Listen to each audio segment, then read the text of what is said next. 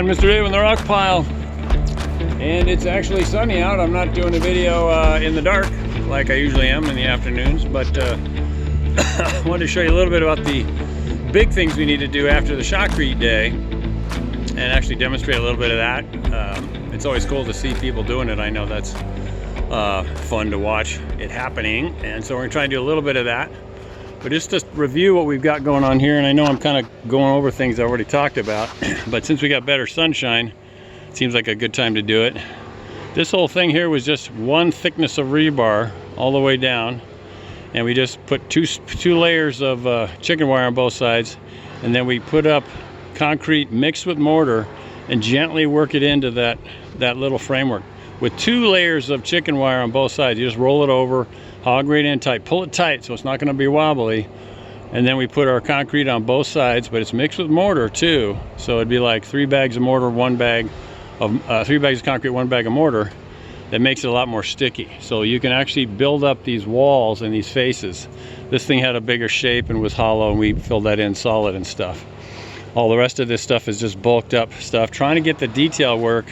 These are the areas we're going to redirect water from this big starting pond into the pond over here, that we're going to have sort of a waiting pond up on top of this hill. It's going to be really cool. Kick back, look at the view, and check out the scene, man. And then something's going to come down here, and that's got to go over the slide, which is underneath this whole section where I'm standing. And then the other portion of it is going to drop right down in here and then go down the waterfall exit point that way.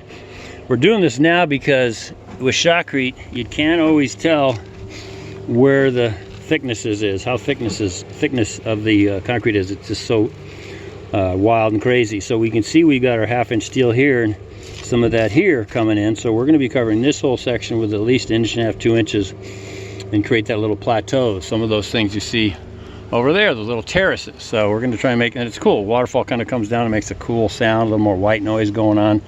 So this whole section right here is going to get a thickness, as well as down there you see the puddles. So we want the water to drain out when it turns off. There's a little bit over there. It's nice for the birdies to get a little bit of their you know, get a little drink or something when the waterfall turns off, although it's a little chlorinated, which is maybe not so good. But in any case, and so we score the areas that we're going to work on. All these tops of them have been scored. That little section, I want to build it up. Got 2, 4, 6, 8, 9 buckets half full of concrete. I think that was 4 bags of concrete, 460s, and then half a 60-pound bag of mortar mix. So that's going to stick good, be vibrating. We can cream it nice and give ourselves some good bulk coverage. So we did this section already and gave it a cream coat over the whole pond basin. This is before waterproofing. We used concrete mixes to fill in the big voids and stuff, and then we went back to the cream coat, and that is the mortar mix. And for us in San Diego, for me anyway, we use spec mix from good old Home Depot, where I get all my stuff, and it's very simple, very basic. I'm a simple guy, simple solutions to problems. We do use high quality waterproofing elements from Contractor Supply, so it's we get that from the contractor place, not just Home Depot. And so this whole section here we have ready to go. We just clean it all up, scrape off all the stuff that's stuck from our mortaring on and adding on stuff on these outer areas where there was chicken wire and burlap. Work that in. All right, so we're sort of patching all the holes, getting it all ready. And again, this is all just finishing out the shotcrete day, which is a little rugged and crazy. You know, this area is still needing a little bit of attention, but it's not too bad. You could actually, I think we got good coverage over this. You could actually just spray coat over that, maybe do 2 coats if you're concerned about thickness. So, but we're way up here, way above the ground, and saying this is 15, 20 feet above the bottom there. And so we are continuing the process. There's an example right there of the two chicken wire thickness. You can see that. I'll get in a little closer. And so this whole thing is all we did all the way down. So if you work it in carefully and it's sticky, that stuff will stick. You got to not play with it too long or it'll start to peel back. Work it in from both sides. Just get both hands on side of it and just work it together, and then just blob it up over. You just keep blobbing it up over, right? So that's the exact technique we used on that. Down the slide hole. There you go. So So I'm going to keep going and talking, but I'm going to give my phone to my trusty assistant Daniel, and who works his ass off on these jobs. So you can kind of see a little bit of the scale if I step back over here. And I'm 6'5", so this thing is big. This whole thing is crazy big and crazy awesome. Biggest grotto job we've ever done, and so it's one for the history books. So steps out of here so you can move around the project and check things out, explore, find safe jumping places. Other places don't jump. There's only 4 feet of water over on this whole section of the pool, so we want to be careful when it comes to climbing around. So we have our diverter chunk that's coming off the 3-inch feed line with a 3 horsepower pump, so there's going to be a good amount of water coming through here. I'm guessing, and I'm usually pretty darn good at how to get the water to go where I want, so hopefully that'll be no problem. If we need to, we can make adjustments. We could come back, tweak things, add little borders or dams with mud, and paint that up and get it all good to go if we need to. I never have had to do that, but so we'll move over here and show you this is all this concrete we set up. And so this is going to be, again, we don't know how thick our rebar is in here, so it's a good idea to get another coat in here just to get it where it needs to be. Make sure it's not going to collapse, or I should say rust. You bring a bucket in like that and shake it, and you can kind of just get it where you want to go. I'm going to toss these into our little pond thing.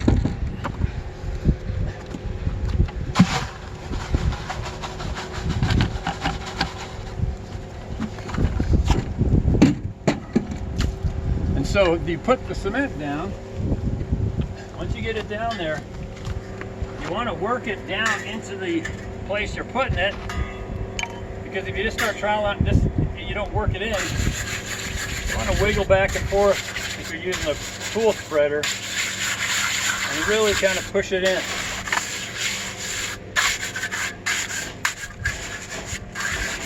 There's some rebar here I can see, so I'm going to thicken that up a little bit. I still want a crack between the 2 stones. That's one of the things that sometimes happens. Everything's kind of bleeds together, blends together, and we don't have that demarcation line between our elements, our rock work. So don't forget to remember that.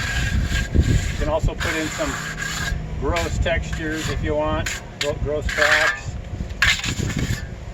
Tap it with the back of your hand. Make sure you wear the inserts, because it'll go through and it'll eat your fingers and it'll eat your flesh up, because there's lime in there. It'll clean all the flesh off the carcass, and so we don't want too much lime going on our skin. So you can, just play around. And you put it there for a while, and you don't have to fix it or change it. And you walk back, get some fresh eyes on your stuff. See what it looks like, see if it's kind of goofy or not. Goofy just means something's not right. It looks too not natural. To get it to look natural, it's good to study the real thing. So I want to try to make the material go away. So I'm going to just start sort of stealing some of this, putting it down low in these other areas that, again, I'm wanting to make sure I have coverage over the rebar. And this is before, the actual shaping coat. This is the preliminary shapes phase, you might say, of the rock construction of your jobs. You want to pre-wet it. That's what this is. This is wet. This is drying out. We got it all wet before we did this. You want to do that to make sure that it sticks better. You always want to pre-moisten stuff. If you're a mason, you want to pre-moisten stuff before you apply your material, your mortar mix or what have you. So now we have a nice little thing here that could turn into something. This is all done with a big guy. You can come back and you can play with it.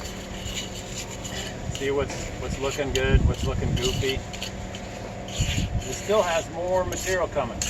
Still going to cover this with a whole coat of new stuff, or the actual texture coat, if you will. So now I'll take another bucket, and before I put it on here, I'll tell you what I'm thinking. You can see it's kind of like this and wobbling around a little bit. I like having planes in the bigger boulders where there's a joint, a demarcation point, a finish line. So you want to have edges, but then you want to have your variations, your ins and outs.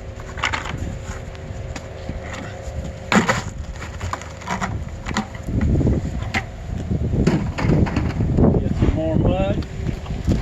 These buckets are about half full. One of the things that we notice is if you carry these things with too much weight in them, the buckets are cheap. This handle starts to stretch out. Next thing you know, the handles pop out right when you're doing something, and it flops wherever you don't want it to go.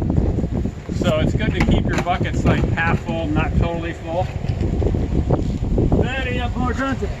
You can see this rock has a more distinct plane right here. There's some cracks. I get over here and I look at it. Well, this looks kind of funny, so I don't like that. So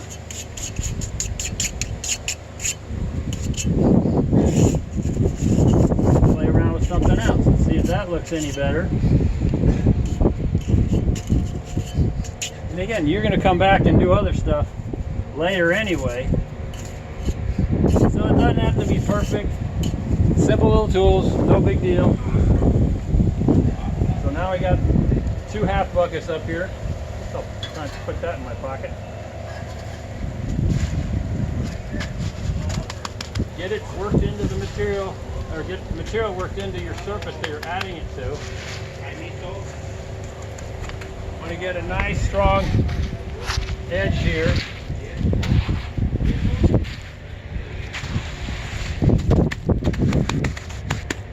Nice to have these very clear margins. This is sort of an area that I think might be a little thin, so I'm going to add some more to it.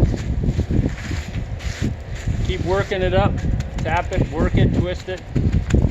Cement kind of behaves if you treat it nice, and if you get too rough or you don't pull back on your muscle power, it ends up pushing off, falling off on edges and stuff where you're starting to go upside down or hang out. You got to be more gentle. Treat it with gentleness and kindness. Now moving over to the back side, we've already got some good shapes that we put in with the spec mix.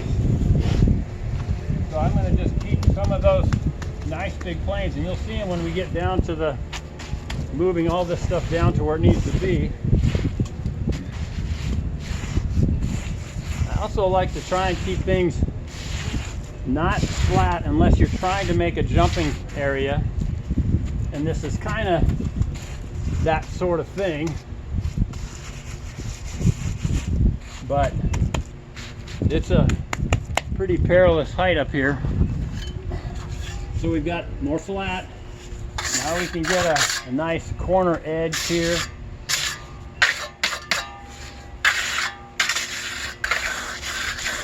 This works it into the cold joint, this surface that's already gone off.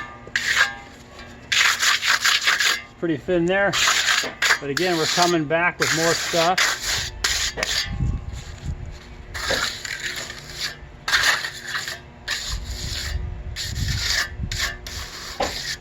There's kind of a little bit of a plane established there, which is nice. Having some variations is okay.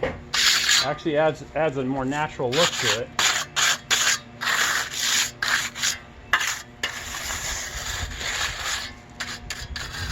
There's a crack started over there, so I'm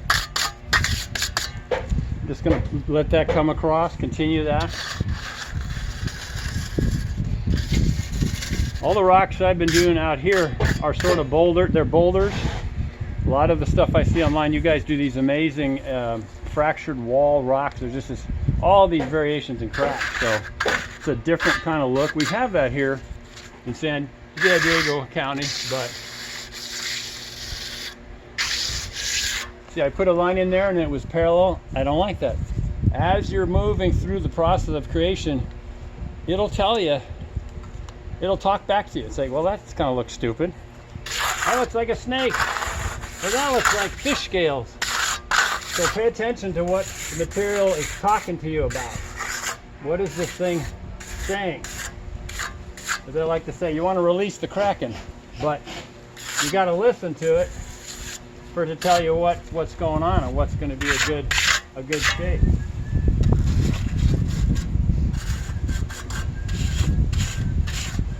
Curving lines, you see them in nature and stuff, but they can be overdone. You want to vary your patterns and your textures. Ins and outs. We're going to have stuff coming back on top of this, so it's okay to have some depth and variation in the thing. And again, this is going to have stuff going back over it. See, so we've got a little crack that we've continued from way over there.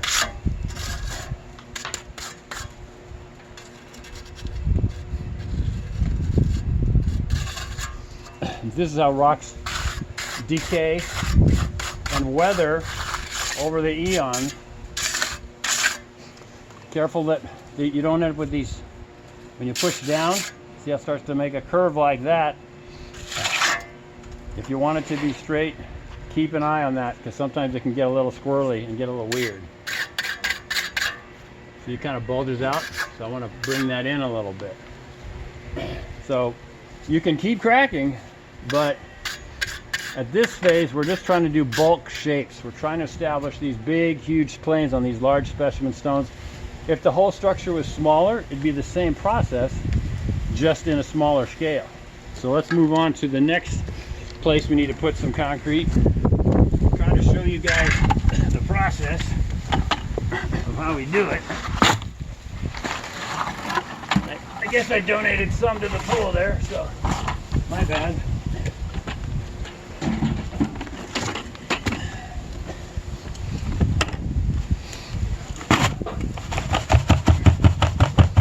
Really trying to vibrate it in on this rock. I want to get it bigger. I like to make it sort of a chair so you can sit here in front of the waterfall.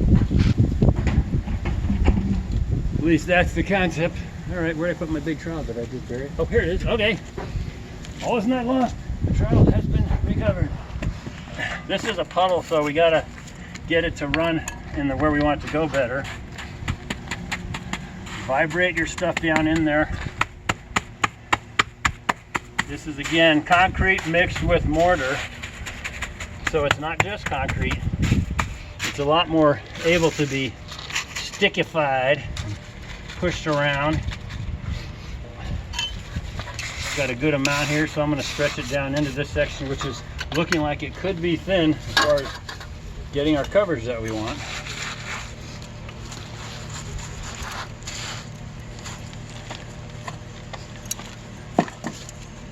So I got to move the wire. All right, so I'm going to get some more down in here.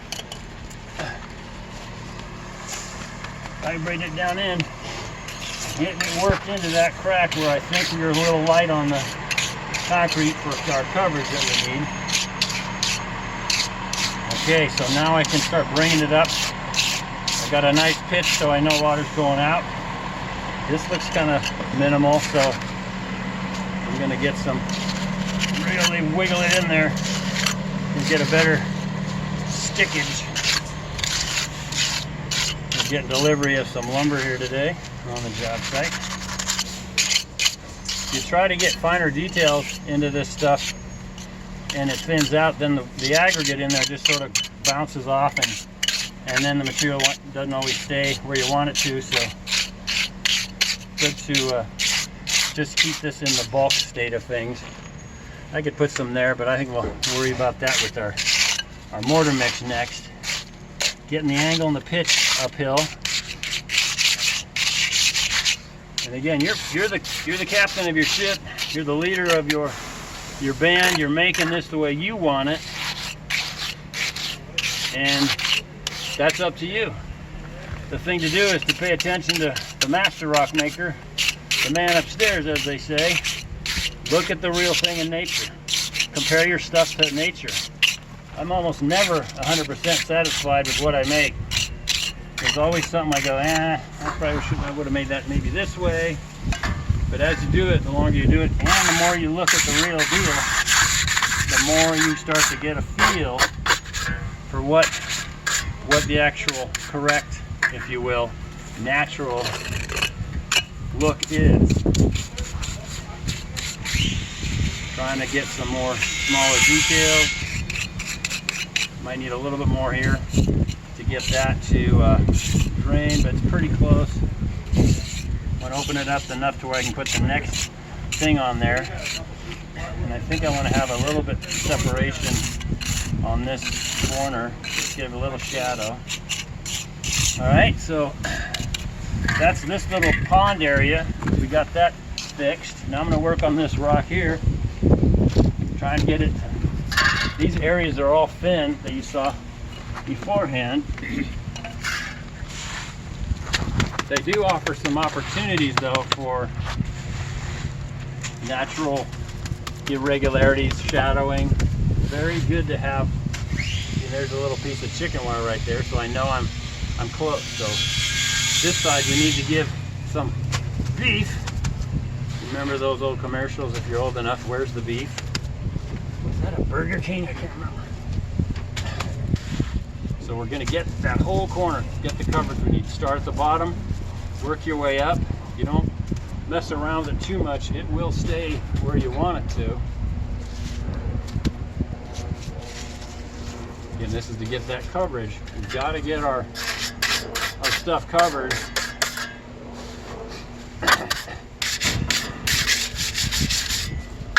So we don't have rust later on down the road. I can come back later and undercut that, but I need to let it cook a little.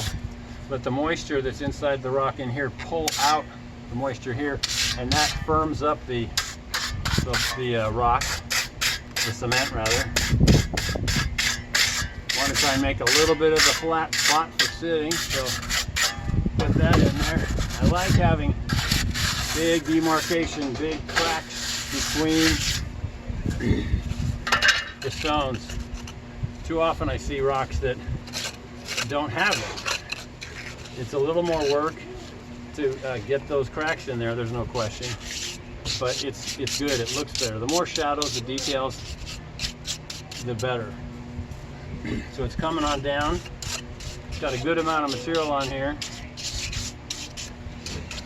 I like the irregularity, there's dents, there's a little bit of a crack thing I got here that's going on.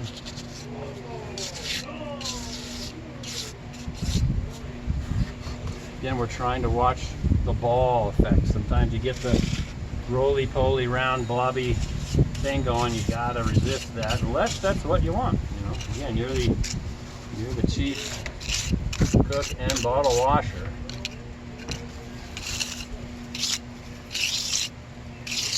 And you're still coming back with more material, so this isn't like the final whatever. You can continue to adjust your stuff as things go along. So now I'm noticing this nice parallel little thing. Well, that looks a little unnatural, so maybe you want to get this coming across that way, and that might look more natural. And I think it would. You can see how when I hit the rock, can't talk. The aggregate in the concrete, it bounces around and then causes things sort of to fall off. So it's hard to do detail work. So you see this goes up and gets bigger. That's a little more interesting. And you just keep playing with it, you know. So let's put a little plane here to break up that long run. Yeah, see, that's more interesting. And there's a lot of different geometric shapes that get going on here. So I'm going to see if I can get something underneath here and have it not fall off. If I don't play around with it too long, I should be okay. Okay, so that stop, you know. Less is more when you're doing good artwork generally. Although artwork is completely subjective and can be pretty much anything you want, as contemporary art has demonstrated to us all. All right, so that's a little filling in that, so that's going away. So we have a little bit of a seat thing there, so that's cool. Again, I could build this whole thing up if I wanted to make it even higher, which I might. So that's that rock. We did these two things. Now we'll finish up for this video so we're not just spending the whole day here. Remember, we got it wet ahead of time. You see the puddles down there. So now I'm going to try and hit it here and it'll splash it out that way. But it's not that big a deal either way. Alright. Blazing saddles here. Let's see what that gives us. Always losing my tools. Where'd they go? I don't know where my tools are. Push down and out to get the water to kind of squeegee out. This also is a potentially thin area. I think we had some rebar showing.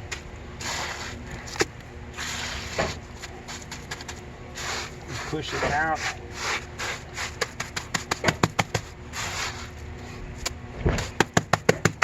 It's patty cake. Vibrate that down into that surface. I'll lock that stuff in.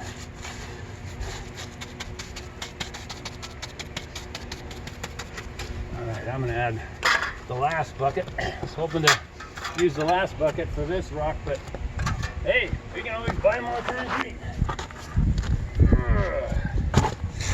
This is a heavy one. Alright, so this has some weird things. I think we're thin in here on the shotcrete again. So I think this side needs to be beefed up.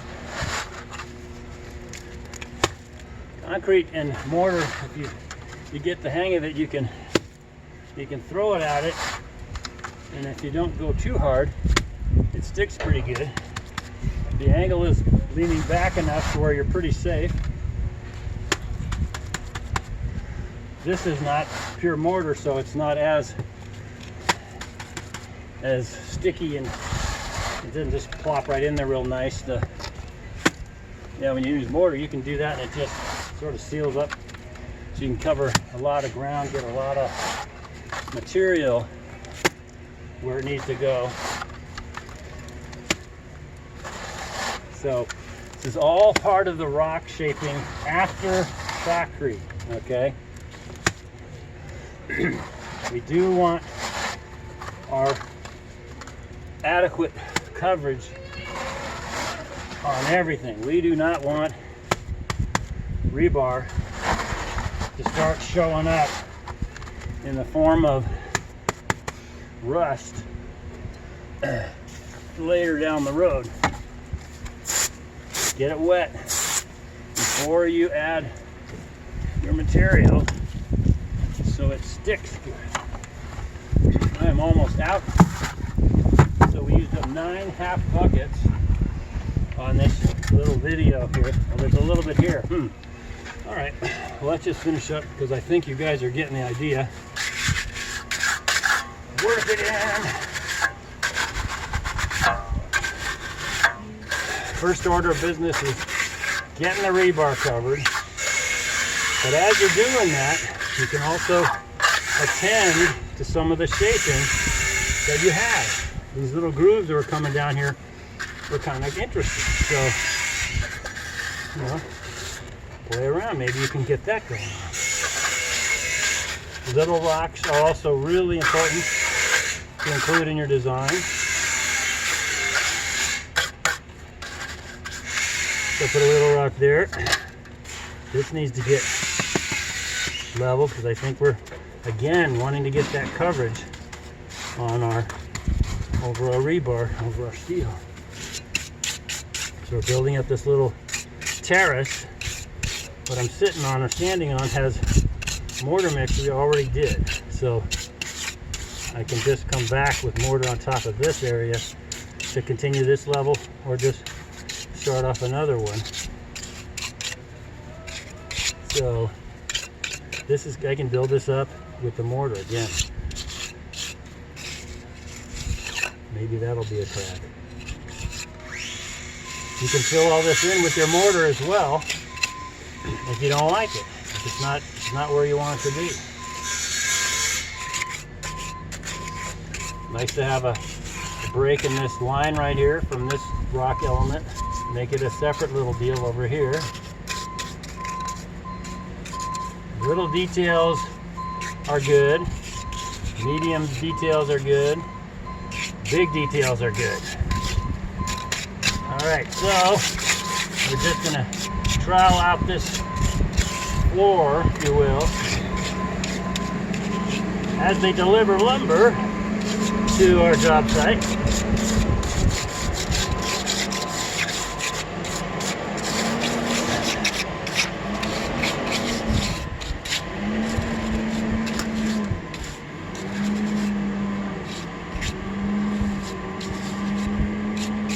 Get some shadows, get it in there.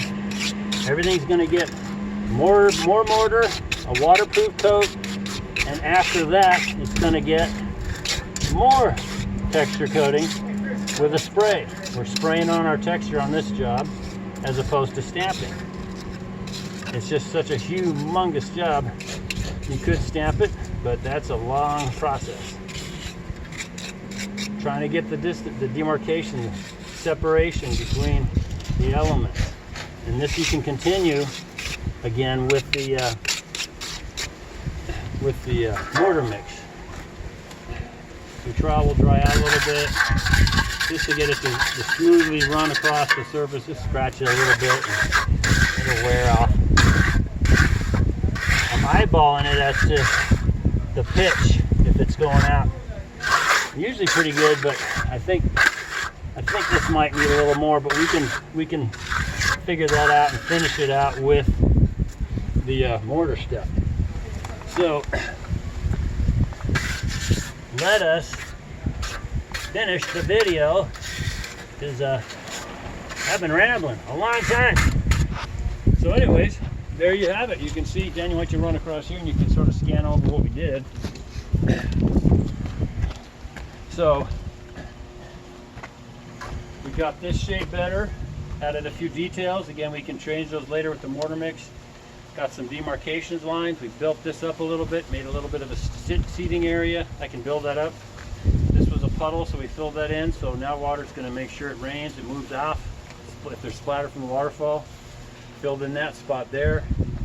And the top of this guy, we have nice, development of the larger angles and textures of the stones. So anyways, there you go, Mr. Dave on the rock pile. Thank you for checking out our stuff. Please subscribe, send our videos out there, tell them, wow, they make rocks with cement and rebar and it's really cool. So send those out there, man. Thank you for watching also, and if you want to learn how we do this stuff, you can find out more at davehenderson.podia.com, davehenderson.podia, P-O-D-I-A.com. We have free stuff there. You can download other stuff you want to buy, and so you do that, and then www.daverhenderson.com for my blogs, links to other platforms. YouTube channel, got hundreds of videos there of all these processes. This job, in fact, we've got the whole beginning through the whole process till now. So look for the Monster Alpine job on the playlist at my YouTube channel, which you can get a link to at www.daverhenderson.com. All right, I don't need any more coffee, but thanks for watching. Remember to be thankful and forgiving. The keys to happiness: take those thoughts captive that aren't serving you, that are bringing you down. You got to push in there, grab hold of those thoughts. The ones that aren't good for you, put them somewhere else. Give them to God. Give them to bury them in a tree somewhere. Just get rid of those bad thoughts. You control your thoughts. You can. If I say pink elephant, you can't not think about that. So think about what's good in life. Be thankful, and forgiving. Forgiving is a big one too. Huge. So thanks for watching my stuff. And as the man cuts boards, I love you guys. Thanks for watching my stuff. We'll talk to you later. See you out.